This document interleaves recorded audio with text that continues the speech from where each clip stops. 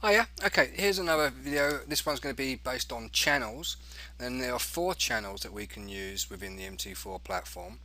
Alright, and the way to go about getting those is going up to the insert area.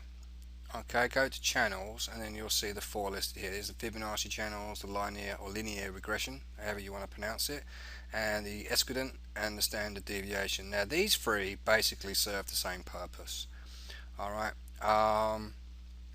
here is what the linear regression looks like. You basically take it from a high point to a low point, so like down here for instance, and you can see now that this is the channel that we're looking at.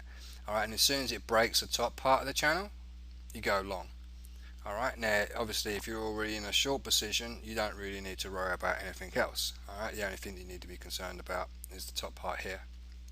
Alright, also is these areas, when it bounces off at these levels, you can go ahead and take a buy opportunity and what have you.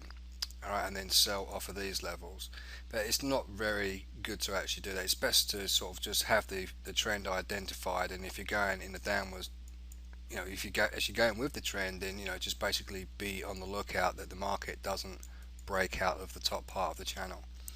Alright, the same thing likewise when you go ahead and use like an up, we'll use it for the upward side. Where is it? A linear regression going from here.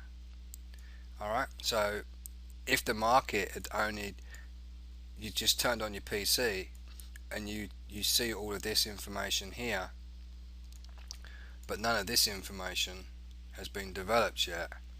Alright, so this is the point where you've turned your PC on and you've got your little tool out. Alright, and you've just basically placed it from one low to the next low, and it's drawn this line for you.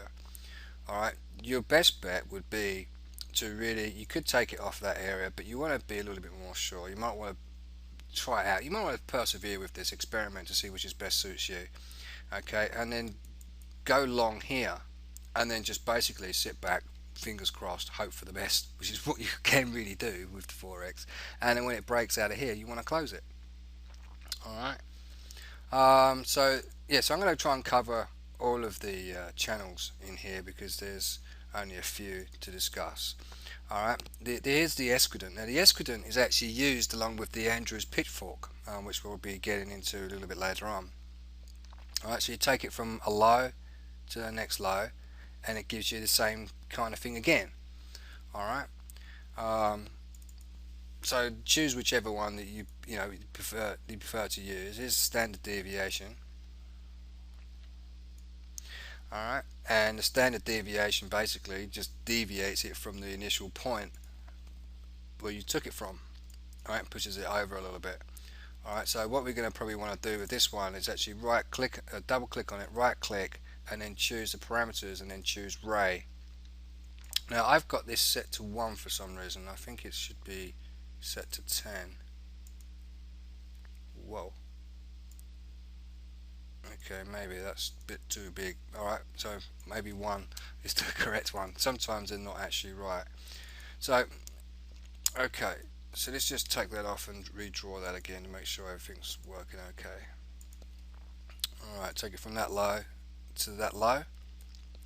Alright, and now you can see it's basically where it's trending up. Alright. Okay, so that is the standard deviation, the escadent, and the linear regression, or linear regression, or however you want to pronounce it. Alright, and then you've got this one here. Now this one, this kind of got me confused because again this is another one that I don't really use. But from looking at it, I can see that when I take this to another point, say, okay, let's best not do it at the top of the trends. Start them off at the bottom. Let's just take that off for one moment. Let's go into insert channels, Fibonacci.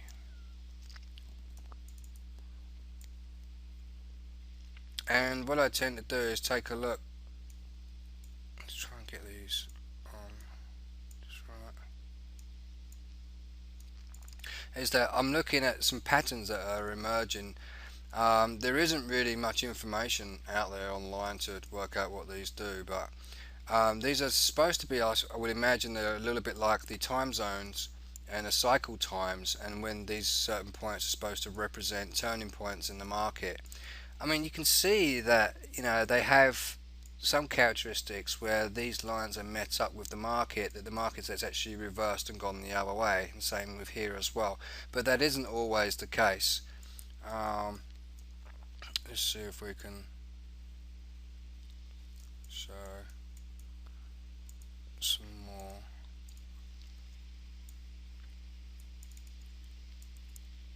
And I'm going to take it to the next extreme. Alright, and here is like where the market breaks away, it pulls off. Here it breaks away, it goes up.